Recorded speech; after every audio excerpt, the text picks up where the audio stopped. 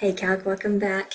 Today our objective is to apply the first part of the fundamental theorem of calculus. It's one of my very favorite lessons of calc because we get to see why and how derivatives and integrals are related. Okay, so I've got the checklist on the screen. You know what to do from here.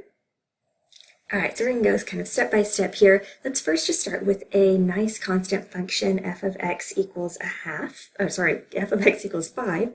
And let's graph that in your notes. So that's just a horizontal line going through the y-axis at 5. All right, and then step 1 asks us to find the area under the curve from x equals 1 to 3. In other words, evaluate that definite integral, right? So what we're going to do is connect the function to the x-axis at x equals 1 and x equals 3. I didn't do the greatest job there. And find the area, find this area there, right? So the area here, that's a rectangle. It has a base of how much? A base of 2, a height of 5, so I'm getting an area of 10. Okay, all right, so that's the definite integral, right? Now let's talk about the indefinite integral we did last time, which was an antiderivative, right? So what is an antiderivative for 5? One antiderivative would be 5x. Another one would be 5x plus 3 or 5x minus a million. Any antiderivative will do here, so we're going to go with the most simple one, such as 5x. Okay, so now that we've got capital F of x, the antiderivative, can you find me capital F of 3 minus capital F of 1? So, and these are, where did I get those numbers from A and B here? Okay, so capital F of 3 would be 5 times 3, so that's 15, minus capital F of 1 would be 5 times 1, which is 5, and 15 minus 5 is 10, which is what we got for the area under the curve. Okay, all right, so this is supposed to kind of illuminate how the two are related, that to find area under the curve, we can actually use antiderivatives, which is pretty crazy, I think, that these two are so closely related. Okay, let's try another one, make sure that maybe help convince you here. So let's try a different function, same idea. So this time, can you draw in your notes f of x equals 2x? So that's going to be a line with slope to y-intercept 0, right? So if we connect here, I'm going to get a triangle. This is the point 4, 8, right? If I put a 4 in for the x value here, I would get y equals 8. Okay, so step 1 says go ahead and find that area. Again, we said in this case, we've made a triangle, right? Area of a triangle is 1/2 base times height. In this case, the base is 4 and the height is 8. So the area I'm getting here is 16. Okay, all right, now let's find capital F of x, an antiderivative. So what is an antiderivative for 2x? X squared will work. I'm going to do x squared plus c to show you that it doesn't matter what you use for c. All right, now let's evaluate capital F of 4 minus capital F of 0. So capital F of 4 would be 16 plus c, right? And then minus capital F of 0 would be 0 squared plus c, which would just be c. And now you notice that we've got 16 once again, which is what we got for area under the curve, okay?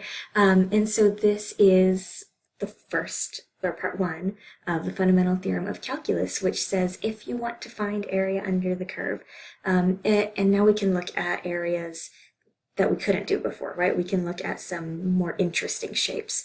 Then if we want to calculate those areas, we can actually use antiderivatives, okay? So let's write that in words. All you really need to write is that part for me.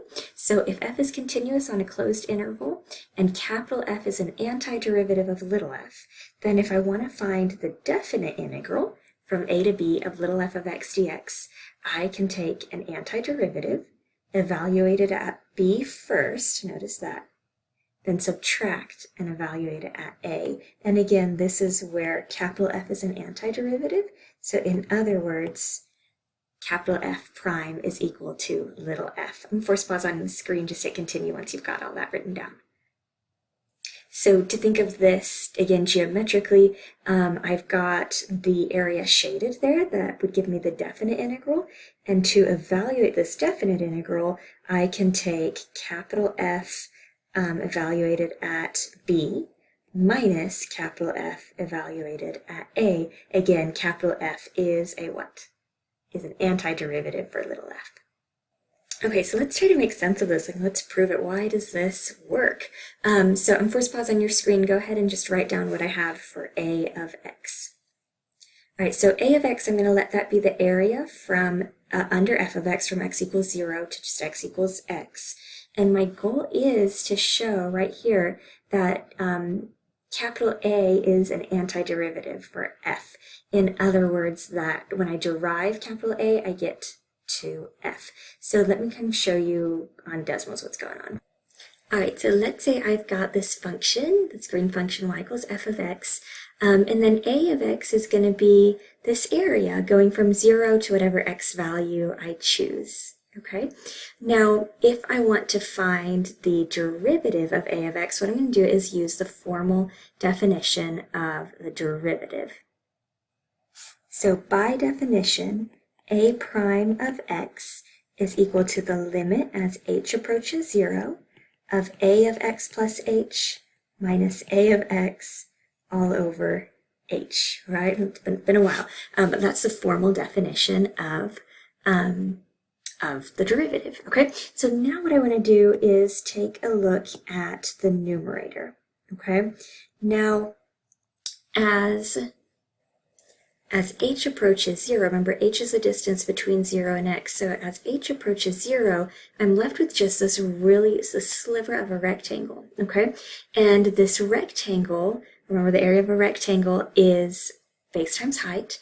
The base, remember again, h is the distance between 0 and x, so the base is h, and the height is approximately f of x, just that one sliver, whatever the y value is there.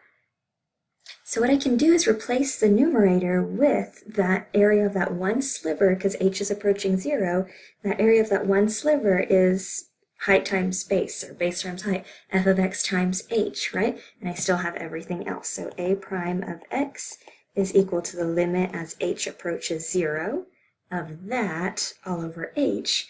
Well, now h divided by h goes away, and I've got the limit as h approaches 0 of just f of x, which would just be f of x. So now I've shown that the derivative of the area function is indeed f of x. In other words, area is the antiderivative of my original function.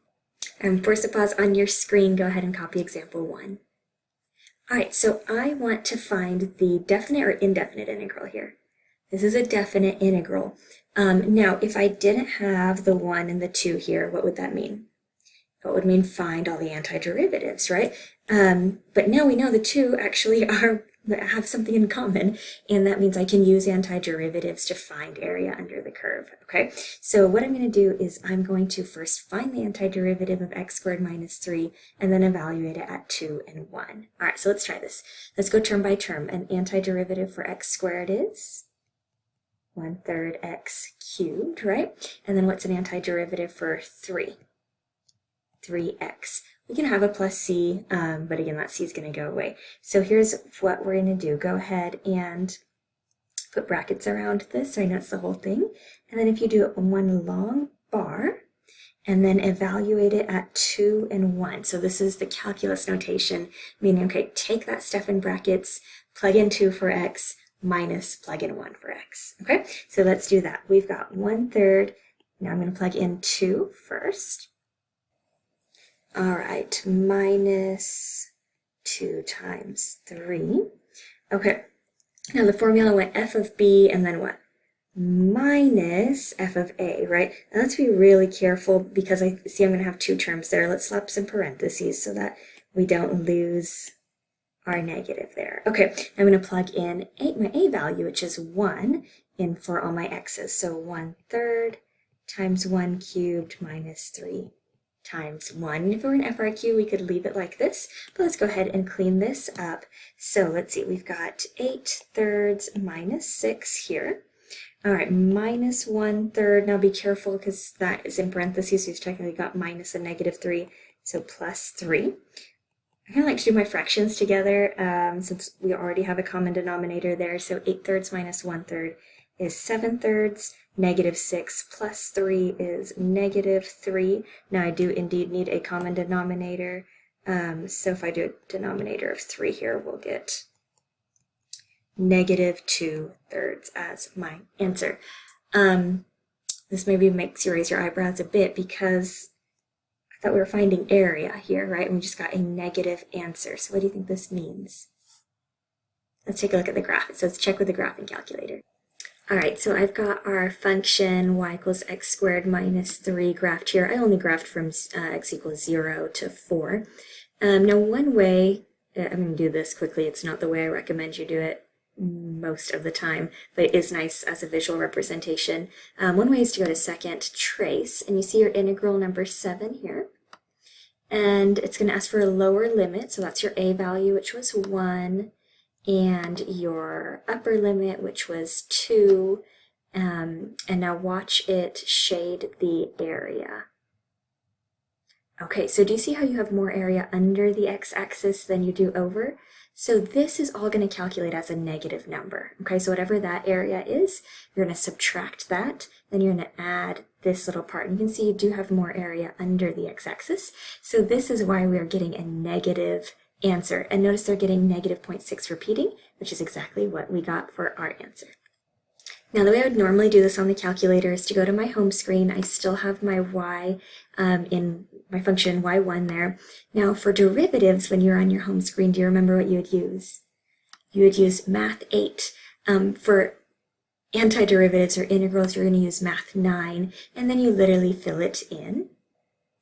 And then here we're going to get our -0.6 repeating as well. So in your notes, can you just put Math 9? All right, and force pause on your screen, write example 2 in your notes for me, please. All right, so this means we want to find the area under the curve of secant squared x. We can use antiderivatives, though, to find this value. So can you give me an antiderivative for secant squared x? That's going to be tan x.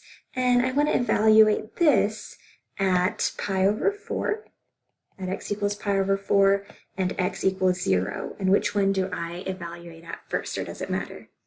I plug in the top number first, so at pi over 4. So what I'm going to get when I evaluate is tangent of, now plug in your b value, pi over 4. And then what symbol here? Minus tangent of, now plug in your a value, 0. Right? Okay, now we just need some unit circle work. So let's look at pi over 4. What quadrant is that in? Quadrant 1, closer to the x-axis, y-axis, or right in between? Right in between. So this is the ordered pair, root 2 over 2, comma, root 2 over 2. Tangent is what? Y over x. So when I take y over x here, I get something over itself, which is just 1, right? Okay, minus, now for 0, that is going to be right here. What's the ordered pair there? 1 comma 0. You said tangent is y over x, which would be 0 over 1, which is 0. So final answer here, I've got 1. Okay. How would I check this on the 84? What would be my command? Math 9 for the 84. And for Desmos, go ahead and write this. You're just going to type in literally the letters I, N, T, and it will show you that as well. All right, so if I want to check on Desmos, I'm literally going to type in I, N, T. It'll turn it into a definite integral for me. We went from 0 and then up arrow to pi over 4, so pi is just pi over 4. And then secant squared, which is secant of x, the whole thing squared. Still screaming at me, right? Still giving me a warning. What am I forgetting? Forgetting our dx, okay? And our answer is 1. And force a pause on your screen. Go ahead and write this and look at your reference sheet. See if you can find the antiderivative here. All right, did we find the antiderivative? So this is going to be arctan of x, and I want to evaluate this at square root of 3 and 0. And which one do I need to plug in first? I need to plug in square root of 3. All right, so we're going to have arctan of square root of 3 minus, make sure you're subtracting in between, arctan of 0. Okay, arctan is the inverse tangent, right? So instead of me giving you the angle, you are going to give me the angle. So arctan means, one second, for what angle is tangent equal to root 3? Okay, and we can only look in quadrants 1 and 4. 1 is going to be the positive. So remember, arctan you said was y over x, so sometimes it's helpful to do this as square root of 3 over 1. So what's bigger, square root of 3 or 1? Square root of 3 is bigger, and since it's y over x, that means y is bigger, so that means I'm closer to the y-axis, right? So what is this angle? This is 60 degrees or 1/3 pi, right? Pi over 3.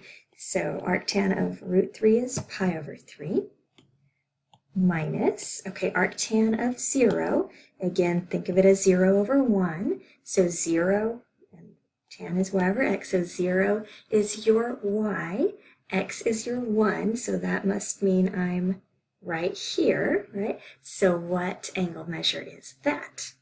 That is 0. And here we've got my final answer of pi over 3. Force a pause on your screen. You don't need to write the whole directions, but do go ahead and write the integral for me.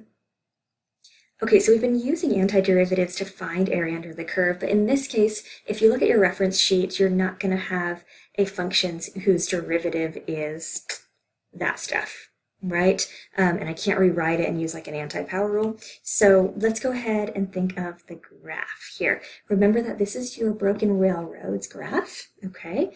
And where is your jump discontinuity in this case? It's at x equals 1, okay? So my graph looks like this, if you'll remember.